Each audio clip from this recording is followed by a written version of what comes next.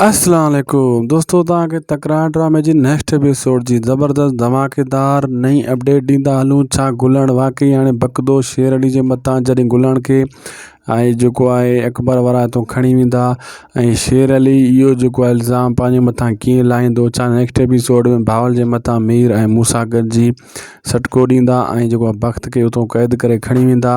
छा next episode में दोस्तों इहो सिजावल बि मोटी ईंदो या न, सॼी अपडेट तव्हांखे ॿुधाईंदासीं इन वीडियो में। इन आख़िर ताईं ॾिसो ऐं थी सघे त उदासी टीवी यूट्यूब चैनल के भी ज़रूर सब्सक्राइब कंदा। दोस्तों तव्हांखे ॿुधाईंदा हलूं त पहिरियों गुलण खे अकबर वारा खणी वेंदा, उनखे कुटको ॾींदा ऐं उहो वरी शेर अली जे मथां बकदो नवाब खान जो पढ़ियल आहे। नवाब खान उनखे सम्झाए छॾियो हुयो ऐं पोइ सजावल जॾहिं मोड़ंदो ऐं शेर अली खे जेको आहे न अकबर वारा ॿुधाईंदा सजावल खे त बाबा इहो कमु ईअं थियो आहे। पोइ हू शेर अली सां वेंदो धमकी ॾियणु ऐं उन सां मिलणु ईंदो, लेकिन शेर अली इन शइ खे थुकी न हणंदो। अहिड़े हिसाब सां दोस्तों हिकिड़ी ॻाल्हि ॿी तव्हां नोट कई हले न, हीअ लॻे थो त सिंध अवाम खे बेवकूफ़ सम्झंदा आहिनि। पलाल जी भरी खे बाहि ॾेई ऐं छा चयूं त फसल सड़ी वियो।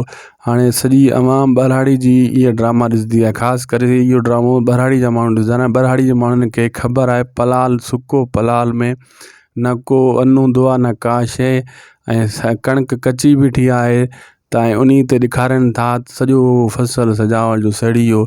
सजावल छा पलाल खाईंदो आहे छा भला? हीअ तव्हां नोट कयो हूंदो या न? जे नोट कयो आहे त असांखे कमेंट बॉक्स में ॿुधाइजो। हीअ हिकिड़ो केॾियूं ग़लतियूं कंदा आहिनि ऐं अवाम खे माण्हुनि खे हिकु बेवकूफ़ चूतियो सम्झंदा आहिनि ऐं हीअ ड्रामो भरंदा आहिनि। ईअं सम्झंदा आहिनि जेका शइ असां ॾेखारींदासीं त माण्हू चवंदा इहो सच आहे। त पलाल खे बाहि ॾेई चवनि था सॼी फसल सड़ी वियो। एतिरो त हाणे कूड़ बि त न हुजे। ख़ुदा हाफ़िज़।